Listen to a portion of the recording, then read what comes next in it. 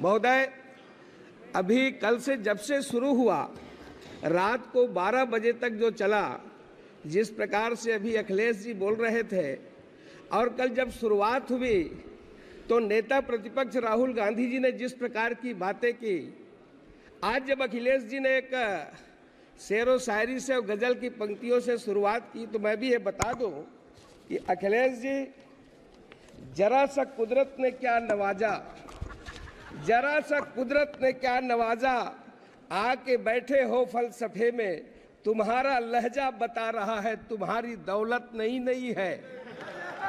अब जितने भी यहाँ बहुत लोग बैठे हैं ये सब उसी प्रकार की बात कर रहे हैं। आदरणीय अध्यक्ष महोदय, मैं बताना चाहूंगा, माननीय नेता प्रतिपक्ष कल राहुल गांधी जी बार बार भगवान शंकर का फोटो दिखा रहे थे।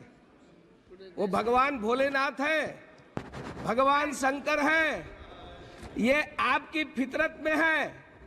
आपने छत्तीसगढ़ में, मैं नाम नहीं लूंगा, आपके पूर्व मुख्यमंत्री का जो निपटा दिए छत्तीसगढ़ को, और वो आकर के लोकसभा में भी निपट गए। वो महादेव जी के नाम से सट्टा चला रहे थे जिसे छत्तीसगढ़ की जनता ने निपटा दिया।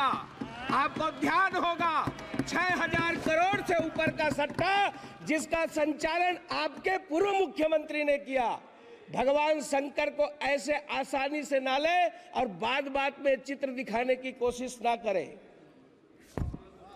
राहुल गांधी जी, आपने जो शुरुआत की है, आपने जो जिस प्रकार से हिंदुत्व को लेकर के, हिंदू को लेकर के और भारतीय जनता पार्टी के लोगों को जो आपने जो हिंसक कहा है, मैं आपसे कुछ प्रश्न पूछना चाहता हूं और मैं माननीय अध्यक्ष महोदय जी के सामने इस सदन में रखना चाहता हूं। क्या हिंदू हिंसक हो रहा है? भाजपा हिंसा की बात करती है। इस हिंदुस्तान के अंदर हिंसा कौन फैला रहा है? कितना हिंसक हिंदू समाज हुआ है, कितना हिंसक ये तथाकथित शांतिप्रिय समाज है, ये पूरा भारत जानता है। क्या कर्नाटक में प्रवीण नेतारू की हत्या हिंदू समाज की भीड़ ने की थी? क्या राजस्थान के अंदर वो कन्हैयालाल टेलर की हत्या गला रेत करके क्या हिंदू समाज ने की थी? क्या हिंदू समाज है जो अलग अलग जगह पर हंगामा खड़ा कर रहा है? जिस तरीके से घटनाएं पूरे हिंदुस्तान के अंदर हो रही है। राहुल गांधी जी, आपने जो सवाल किया है, जम्मू कश्मीर में बम विस्फोट करने वाला किस समाज का है? जम्मू कश्मीर में हमला करने वाले वो किस समाज से आते हैं? समाज के अंदर चिल्ला चिल्ला करके ये फिलिस्तीन की जिंदाबाद के नारा लगाने वाले ये किस समाज के हैं?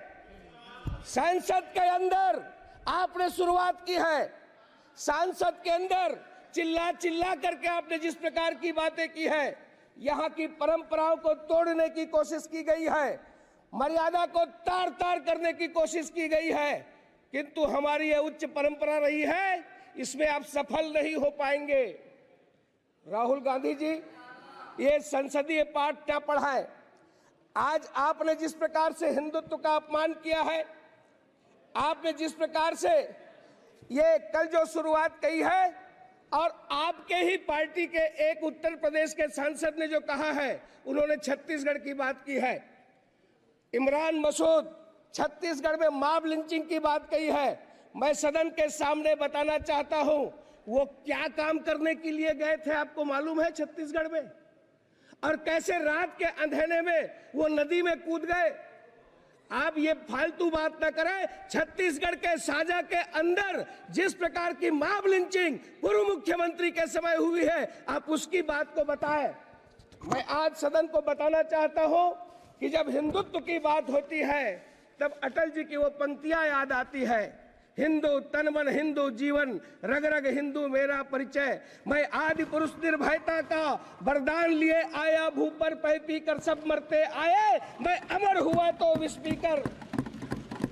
मुझको मानव में भेद नहीं, मेरा अंतर स्थल है विशाल, जग के ठुकराए लोगों को लो मेरे घर का खुला द्वार, अपना सब कुछ हूँ लुटा चुका, फिर भी अक्षय है धनागार, मेरा हीरा पाकर ज्योतित परकियों का वह राज मुकुट, यदि इन चरणों पर झुक जाए कल वह किरीट तो क्या विस्मय, हिंदू तन मन हिंदू जीवन, रग रग हिंदू मेरा परिचय, यानी ये हिंदू हिंदुस्तान का परिचय है।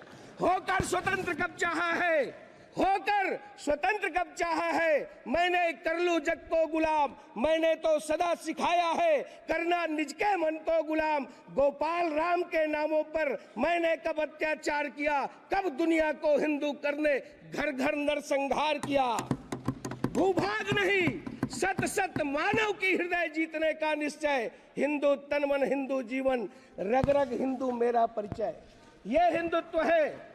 और आपने हिंदू को, हिंदू समाज को, हिंदुस्तान को आपने बदनाम करने की कोशिश किया है। आदरणीय अध्यक्ष महोदय, पिछले 10 साल में माननीय नरेंद्र मोदी जी, माननीय प्रधानमंत्री जी ने वो काम किए हैं।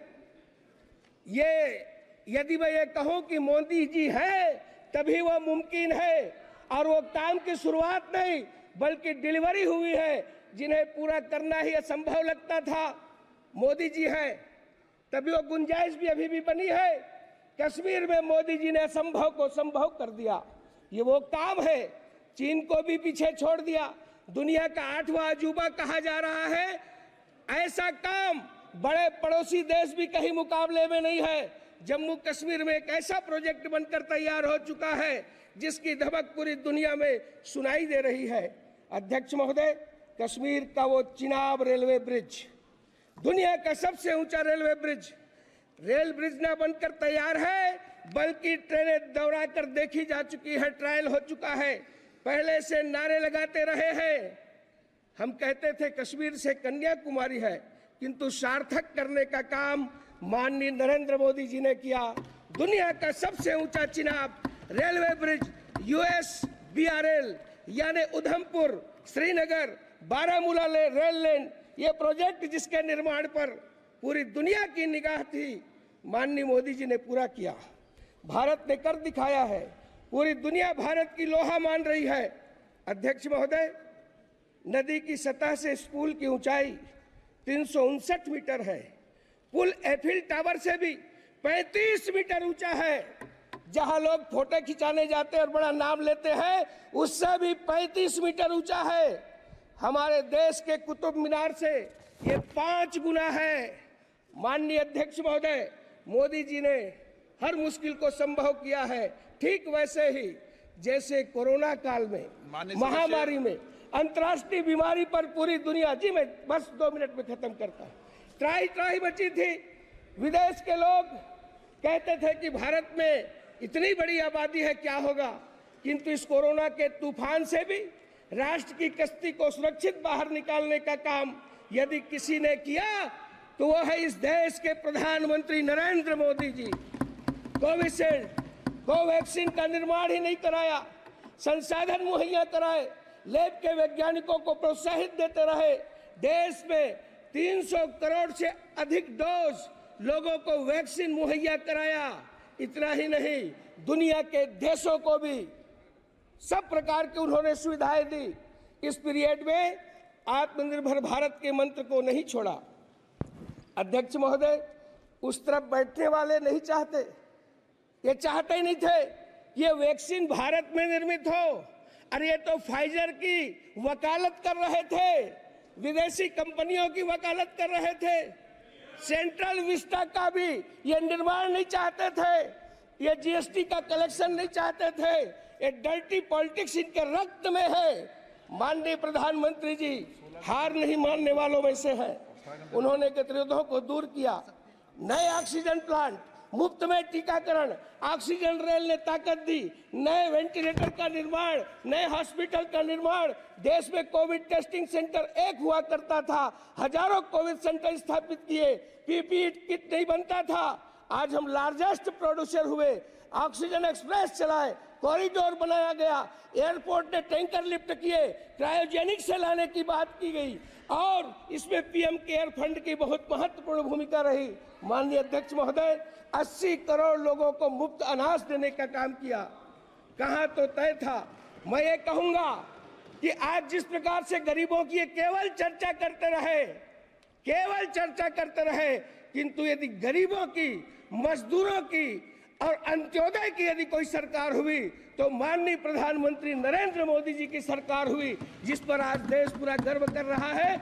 आपने मुझे अवसर दिया, इतना ही कहते हुए, चाहे रक्षा के क्षेत्र में हो, चाहे शिक्षा के क्षेत्र में हो, चाहे पेयजल के क्षेत्र में हो, राष्ट्र की सर्वांगीण उन्नति के लिए यदि कोई काम किया तो माननीय मोदी जी ने किया है। मैं राष्ट्रपति जी के उस अभिभाषण पर धन्यवाद रखते हुए अपनी बात समाप्त करता हूं।